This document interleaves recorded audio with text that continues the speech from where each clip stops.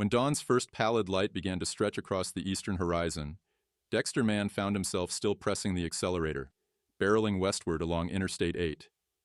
His shoulders were stiff with tension, his mind hazy from lack of sleep, and yet his senses were painfully alert.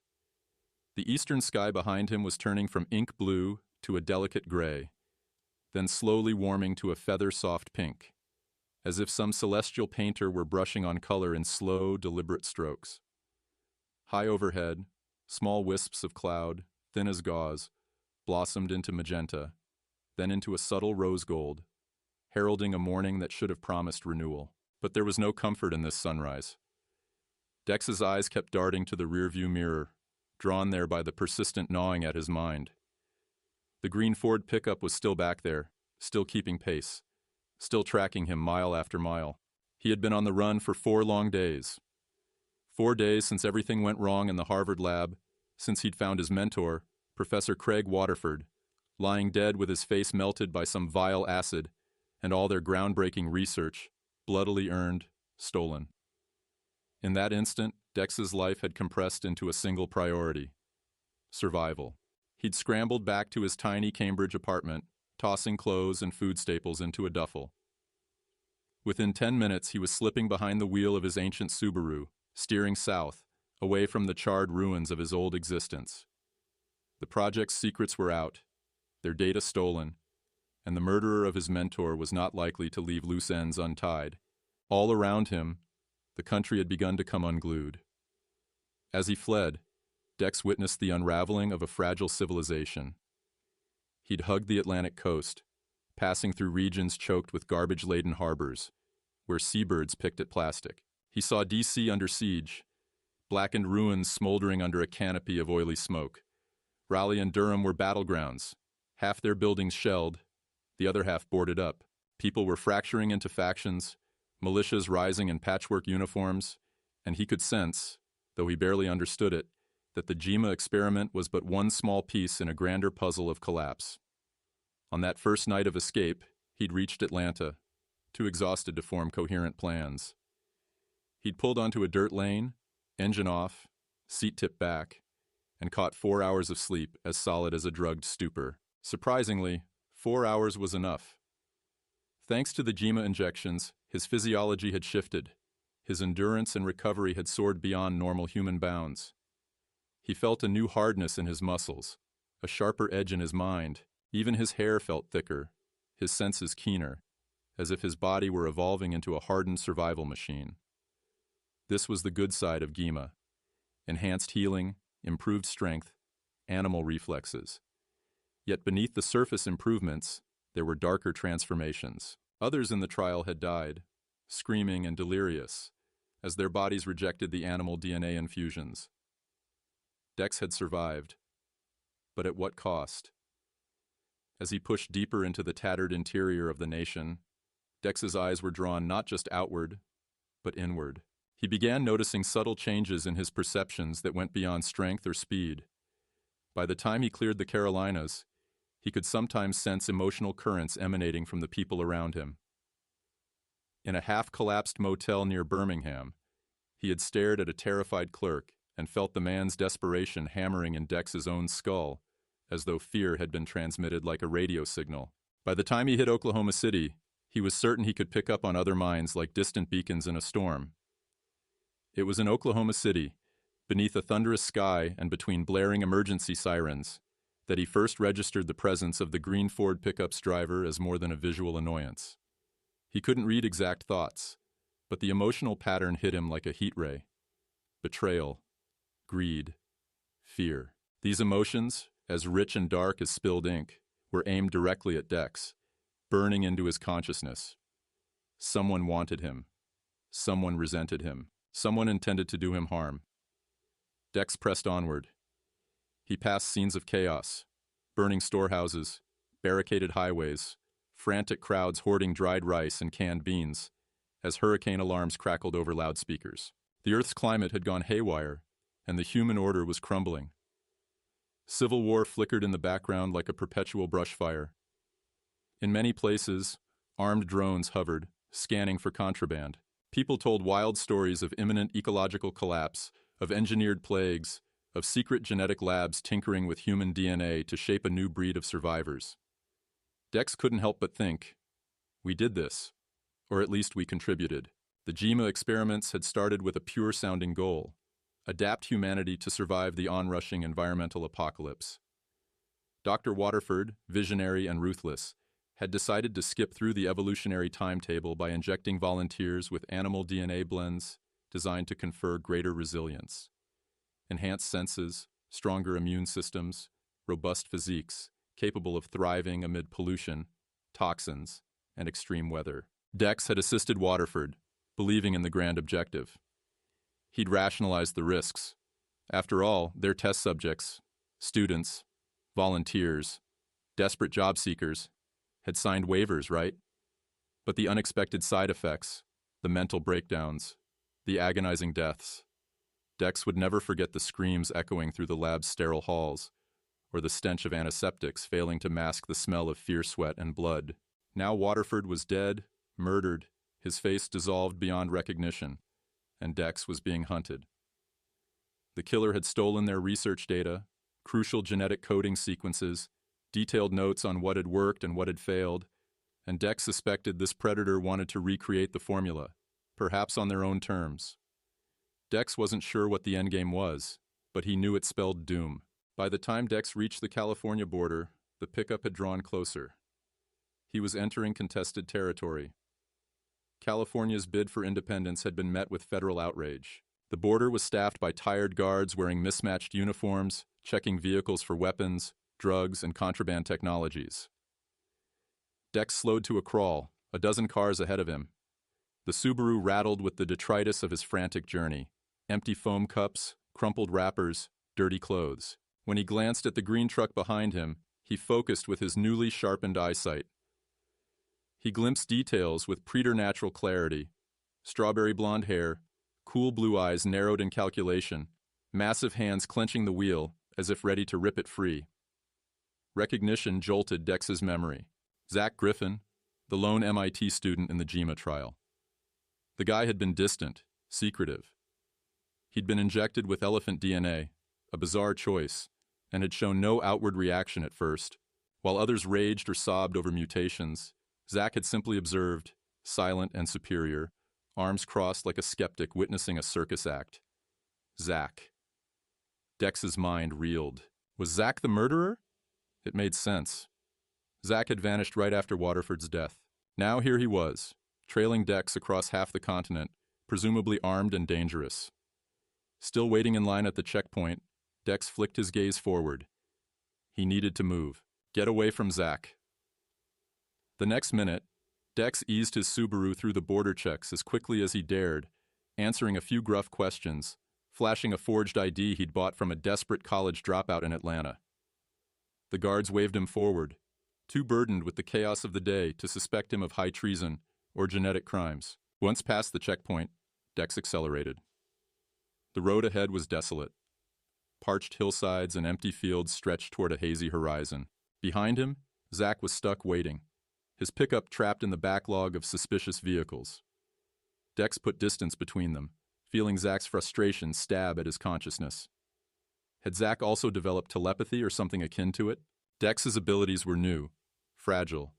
He couldn't parse words from minds, only feelings, but he sensed something. Faint images, maybe, urgent demands. We need to talk, Zach's presence seemed to say, as if transmitting a mental ultimatum. Was it possible the second phase of JEMA, the one that had left so many dead, had also triggered psychic adaptations in the survivors? Maybe their bodies, overwhelmed by injected animal genes, had chosen an entirely different evolutionary path.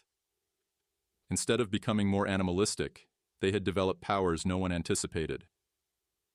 Genetic tampering often yielded surprises, like the old, more purple gene experiments with petunias turning white instead.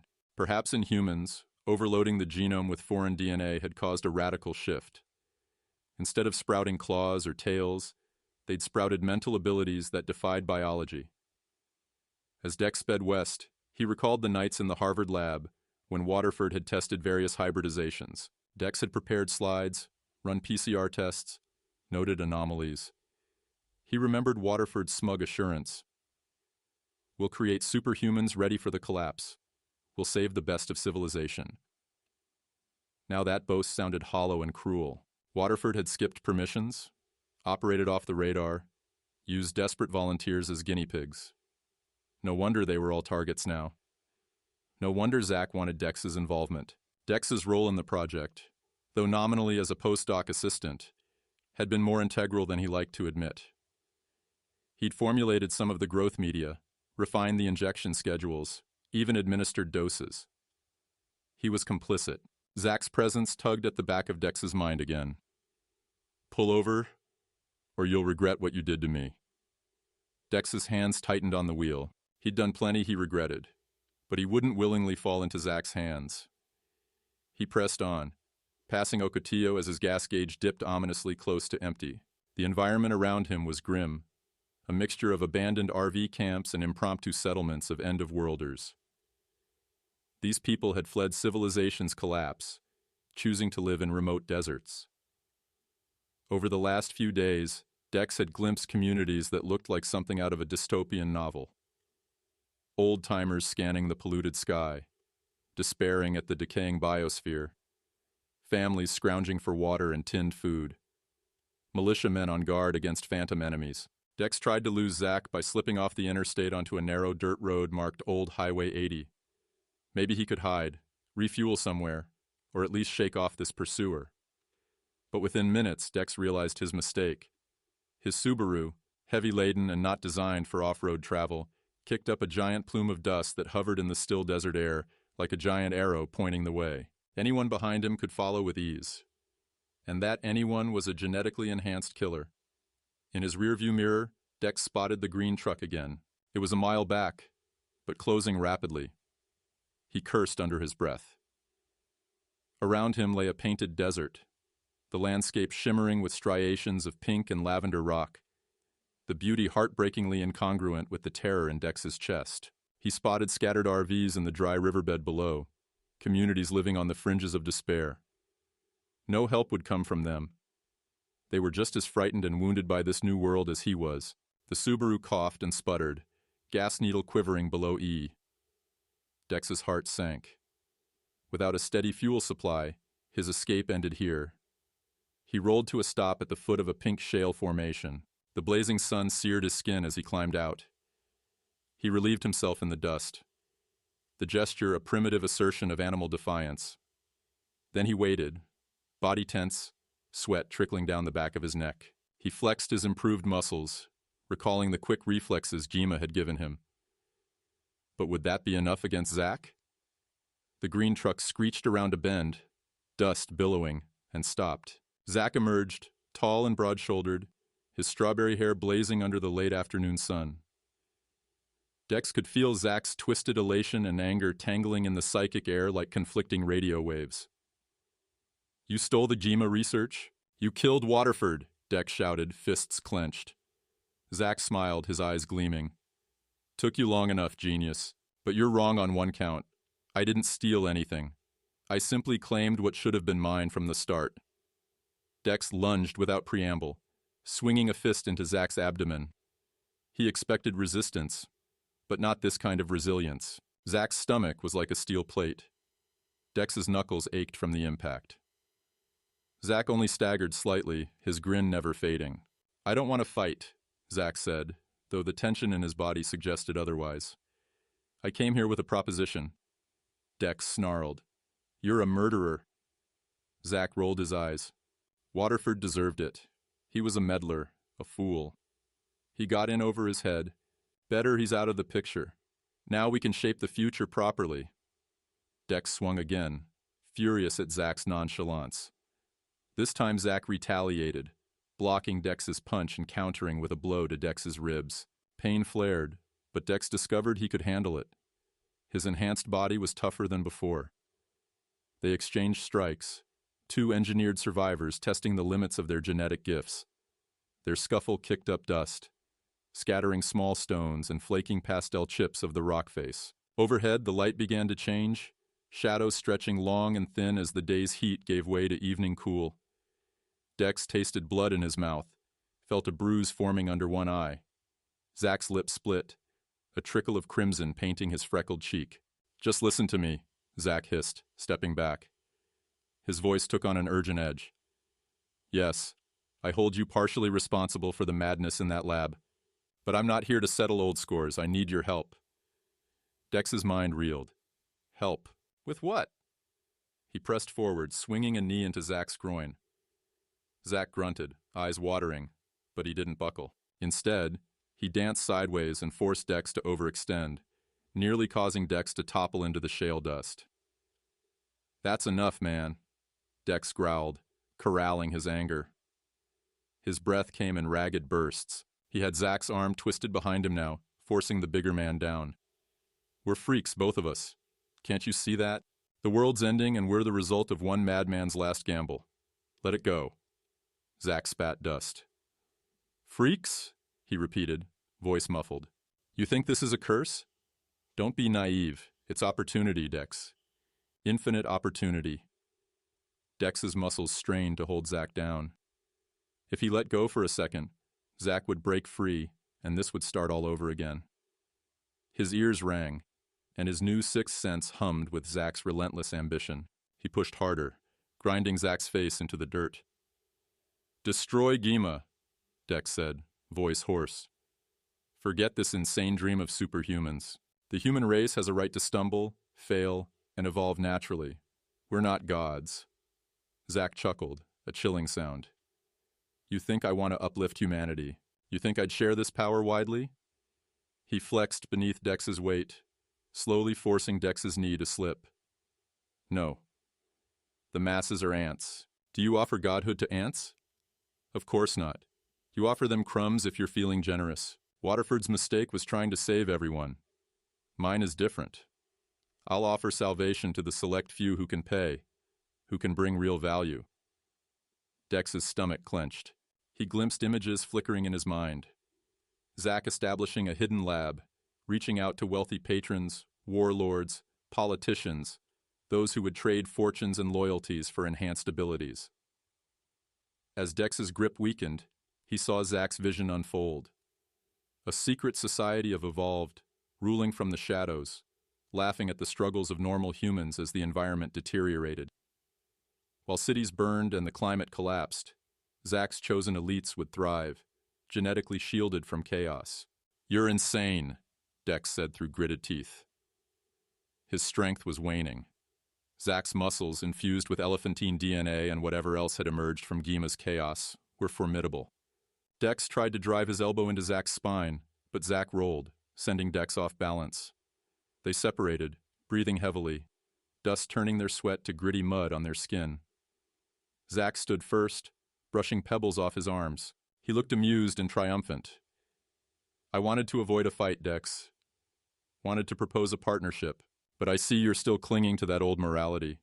Did your beloved mentor not teach you that nature is cruel? That survival belongs to the strongest?" Dex wiped blood from his mouth. The sun had vanished, leaving them in deepening twilight. The desert air cooled rapidly. Dex could see the first stars winking overhead. The world smelled of sagebrush and distant decay. He thought of all those who had died in the experiments, bright young students who believed they were helping avert catastrophe. Instead, they had become raw material in a monstrous biological gamble. Dex had stood by, too intimidated to protest, too fascinated to stop it. Now he was paying for that cowardice. Zach took a step forward, raising an eyebrow. "I'm building a new order. I have the research. It's incomplete, but with your help, I can refine it. We can produce stable enhancements, no more messy deaths, no more guesswork. I'll find the right candidates, powerful individuals who want to secure their place atop the hierarchy. They'll pay, Dex, and together we'll amass resources beyond your wildest dreams. We can carve out a safe haven, watch the world tear itself apart from a distance, and then emerge to rule what's left." The horror of it paralyzed Dex. He had known Zach was no ordinary student, but he never imagined such grandiose megalomania. "What do you even get out of it, Zach? Money? Power? You're talking about playing God. Is that your idea of salvation?" Zach tilted his head, eyes sparkling. "Salvation? Don't be so dramatic. I'm talking about profit, about ensuring that when the dust settles, those who remain owe their existence to me. Is that not a kind of immortality, Dex? To become a legend in the post-collapse age? Dex envisioned the future Zack painted. He saw enclaves of enhanced elites lording over scorched landscapes, demanding tribute from starving survivors. He saw twisted offspring carrying traits even more alien than their parents. Entire lineages branching off into strange evolutionary paths, all engineered at Zack's behest. And Dex saw himself at Zack's side, providing the scientific know-how. The idea made him want to retch. "Never," Dex said, voice raw. "I'll never help you turn humanity into your personal farm of lab rats." Zack smiled thinly, wiping blood from his split lip. "You say that now, but consider your position. You're alone, out of gas, hunted. The world's falling to pieces, and no one cares about your moral compunctions. If you walk away from me now, what's your plan? Become a vagabond? Wait for the war to swallow you whole? You have power, Dex. Unique genetic gifts that set you apart. It's a waste if you don't use them." Dex considered attacking again, but he was drained, and Zack seemed ready this time. Furthermore, Dex sensed a shift in Zack's emotions. The initial rage had dissipated. Now there was a predatory patience, as if Zack believed Dex would come around eventually. Maybe Zack was right about one thing. Dex had no allies, no plan, no safe harbor. If he refused Zack's offer, what future did he have? Yet how could Dex capitulate to such a monstrous vision? Better to die fighting than become complicit again. He thought of Waterford's victims, of those who never had a say in what was done to them. The Jima project had begun as a desperate attempt to save a sinking ship, but now it was a blueprint for tyranny. "Go to hell," Dex growled, glaring at Zack. He stood with clenched fists, chest heaving. Zack chuckled softly. "Hell? I think we're already there, friend. Hell is a collapsing world. Hell is mankind tearing itself apart. I'm just offering a ladder to climb above the flames." He took a step back, eyeing Dex. "I see you need time. That's fine. Take it." A strange silence settled between them. The wind sighed across the painted desert. Dex tasted despair as he realized he lacked the means to stop Zack right now. His Subaru was dead, he was stranded, and Zack's truck was fueled and ready. If Dex tried to chase Zack down, he'd likely be left behind in a cloud of dust. Or worse, shot. And what then? The world needed someone to oppose Zack's plan. But Dex was in no condition to be that hero today. Zack headed for his truck, whistling a tuneless melody that sent chills up Dex's spine. Before climbing in, Zack turned his head slightly, as if listening to some inner voice. Dex's mind prickled, feeling a telepathic message forming. "Join me," Zack conveyed silently, his lips still. "I know you'll come to your senses. You deserve a place at my table. We're not like them anymore. We've evolved beyond their petty morality. Think about it." The truck's engine roared to life, headlights lancing through the darkness, illuminating Dex's dust-caked face and the barren rocks behind him. Zack pulled away slowly, then accelerated, leaving Dex in a swirl of grit. Dex waited, heart pounding, until the red glow of the truck's taillights vanished into the desert night. He breathed through clenched teeth, feeling the enormity of what he'd just learned. His vision of the future had darkened considerably. Not only had the Jima experiments birthed psychic abilities and superhuman toughness, they'd created a man with the ambition to reshape civilization in his twisted image. Dex glanced at the sky. The stars had emerged, clear, piercing points of light in a world gone mad. In their ancient glow, he felt a quiet plea. Do better than this. Be more than the sum of your sins. He had no vehicle, no easy path forward. He would have to walk, maybe hitchhike, maybe join the refugees in their RV encampments, find help among the desperate. He might share what he knew, warn people of Zack's plan, but who would believe him? Still, he had to try, because if no one stood against Zack's tyranny, the future would be a nightmare of enhanced elites trampling on broken masses. Wiping dust from his forehead, Dex started trudging westward, guided only by starlight and the faint glow of distant fires on the horizon. He had to find fuel, transportation, allies. He had to learn more about these new powers of his, harness them, and maybe even refine them into a weapon against Zack. He'd need to break into the old networks of scientists, those who opposed Waterford's rogue methods, and see if any were still alive. He'd have to navigate a war-torn landscape where every meal was hard-won, every alliance suspect, and every step shadowed by despair. But Dex felt something stirring in him, a new resolve. He was done running aimlessly. Now he ran with purpose. If Zack planned to stand at the top of the dog pile, Dex would find a way to topple that pile beneath him. He would gather knowledge, allies, whatever it took. He would remember each death in the Jima labs, each cry of pain, and use that memory as fuel. Perhaps, in this scorched earth scenario, he could become a champion for the ordinary, a bulwark against the twisted dreams of would-be overlords. As Dex marched deeper into the desert night, his senses attuned to distant whispers of fear and hope. He let the psychic hum guide him.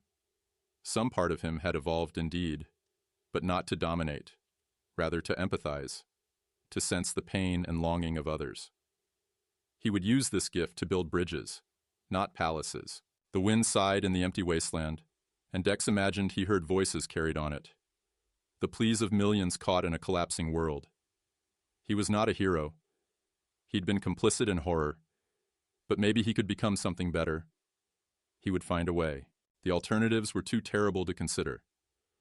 The dark silhouette of painted rocks and the gentle starlight bore silent witness as Dex set forth, determined that somehow, in this crucible of chaos, he would help steer humanity away from the brink of monstrosity and reclaim whatever shred of dignity remained at the core of being human.